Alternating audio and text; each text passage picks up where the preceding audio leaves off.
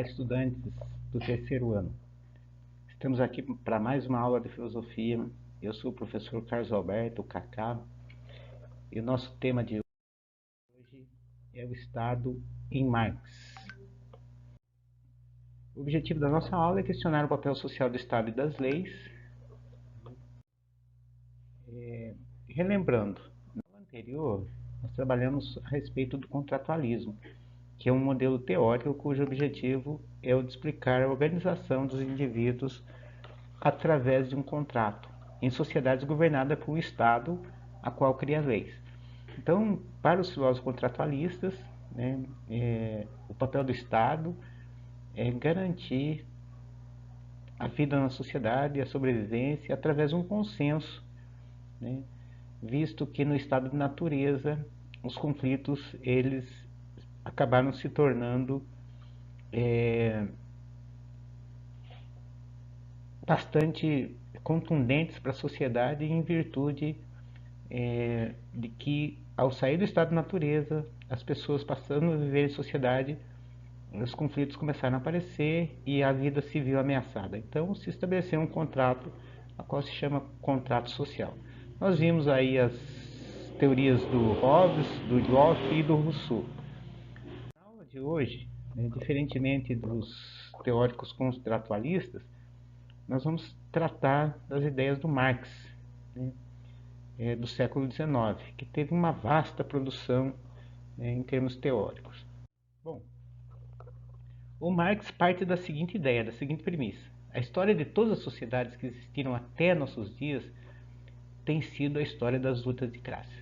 Então, o Marx ele não vê, como os contratualistas, que é possível haver um consenso.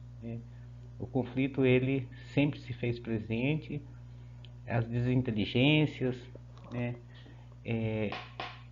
elas foram marcantes aí ao longo da história da humanidade. Não foi uma coisa pacífica, nunca foi uma coisa tranquila. E o Marx ele faz uma leitura classista do Estado. Essa leitura classista supõe a dominação de uma classe sobre a outra, visto que a classe dominante se sobrepõe à classe dominada. É a luta entre burguesia e proletariado.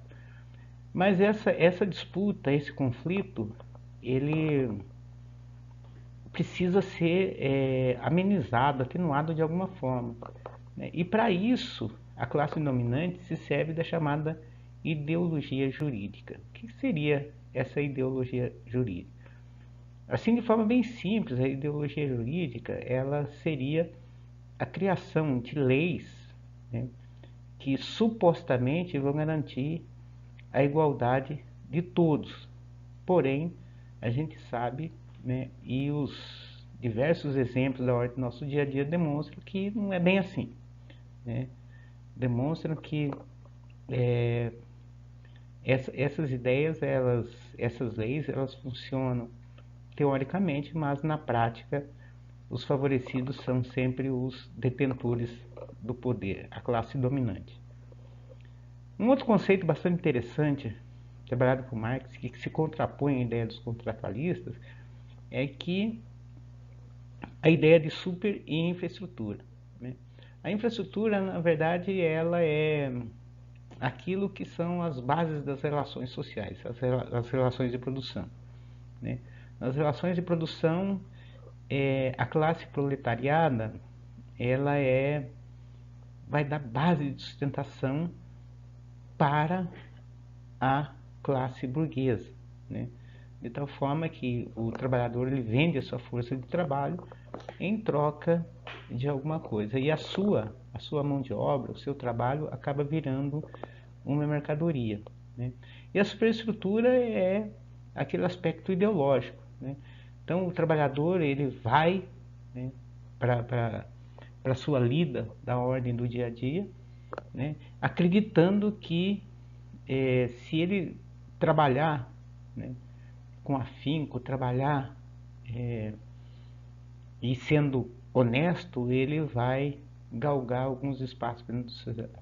Então, aquela ideia que o trabalho dignifica o homem, ele está dentro desse jogo da infra e da superestrutura. Então, de forma que